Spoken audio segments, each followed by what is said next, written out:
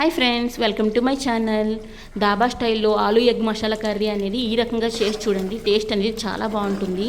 Rice, రోటీ, bagara rice, parotta దేంట్లోకైనా సరే ఈ curry అనేది సూపర్గా ఉంటుంది. ఒకసారి ట్రై చేసి చూడండి. ఈ కర్రీ కోసం స్టవ్ మీద కడాయి పెట్టుకొని ఆయిల్ వేసుకుని ఆయిల్ అనేది లైట్గా హీట్ అవ్వనివ్వాలి. ఆయిల్ హీట్ అయిన తర్వాత బంగాళదుంప ముక్కల్ని ఇలా పెద్ద సైజులో కట్ చేసుకుని వేసుకోవాలి. ఈ బంగాళదుంప ముక్కల్ని అటు ఇటు కదుపుకుంటూ ఫ్రై చేసుకోవాలి. లైట్ గోల్డెన్ కలర్ వచ్చే వరకు ఫ్రై చేసుకోవాలి.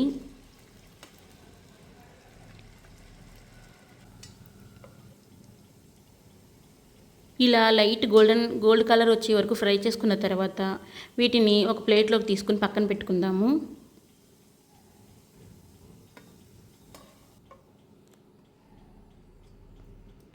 ఇప్పుడు క్యాప్సికమ్ కూడా పెద్ద పెద్ద ముక్కలుగా కట్ చేసుకుని ఈ ఆయిల్లో ఫ్రై చేసుకోవాలి. అటు ఇటు కదుపుకుంటూ లైట్గా ఈ క్యాప్సికమ్ అనేది ఫ్రై అవనివ్వాలి.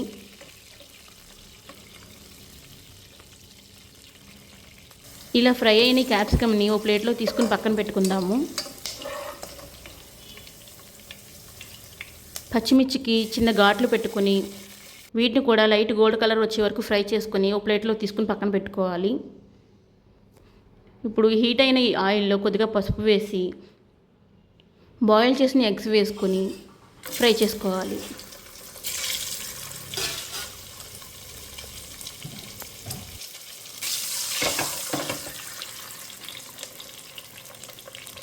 ఇలా ఫ్రై అయిన ఎగ్స్ని ప్లేట్లోకి తీసుకుని పక్కన పెట్టుకుందాము.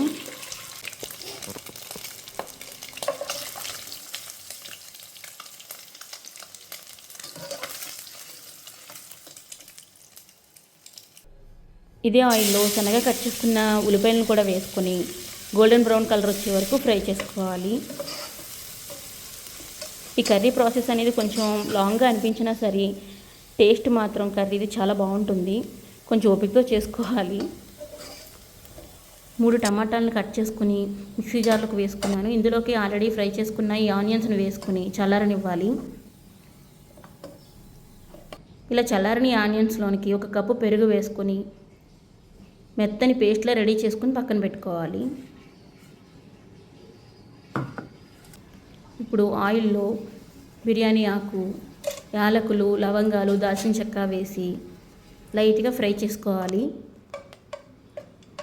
ఇలా లైట్గా ఫ్రై చేసుకున్న తర్వాత 1 స్పూన్ అల్లం వెల్లుల్లి పేస్ట్ వేసి ఈ అల్లం వెల్లుల్లి పేస్ట్ అనేది పచ్చివాసన లేకుండా బాగా ఫ్రై చేసుకోవాలి.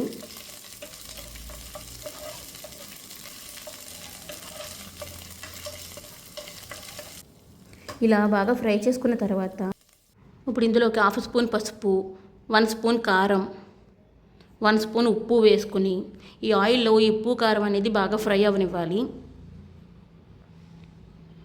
ఇలా ముందుగానే ఆయిల్లో కారం అనేది వేసి ఫ్రై చేసుకోవడం వల్ల మనకి కర్రీకి కలర్ అనేది చాలా బాగుంటుంది. ఇలా బాగా ఫ్రై అయిన తర్వాత రెడీ చేసుకున్న పేస్ట్ని ఇందులోకి యాడ్ చేసుకోవాలి. ఈ ఆనియన్ పేస్ట్ అనేది బాగా ఫ్రై అవ్వాలి. పచ్చివాసన అనేది లేకుండా ఉండాలి.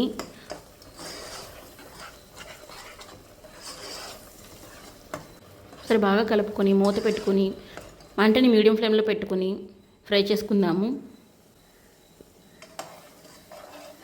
మధ్యలో మూత తీసుకుని కలుపుకుంటూ ఫ్రై చేసుకోవాలి.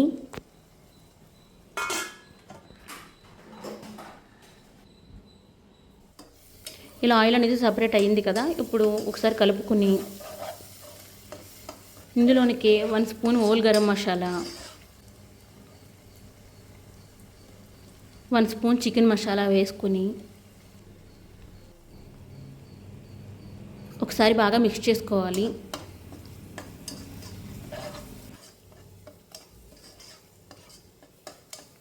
ఇలా బాగా ఒకసారి ఫ్రై చేసుకున్న తర్వాత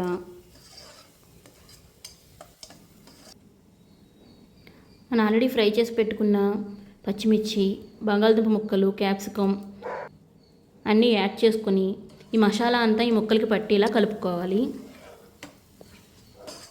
ఇప్పుడు మంటను మీడియం ఫ్లేమ్లో పెట్టుకొని 2 to 3 మినిట్స్ మగ్గనిద్దాము. ఇప్పుడు ఇందులోకి కొద్దిగా కొత్తిమీరని యాడ్ చేసుకొని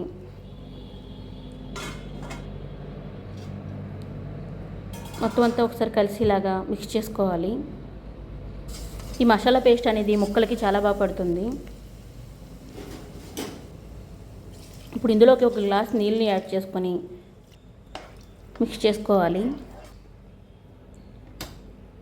కోడిగుడ్లను కూడా వేసుకొని ఒకసారి కలుపుకొని ఉడికించుకుందాము.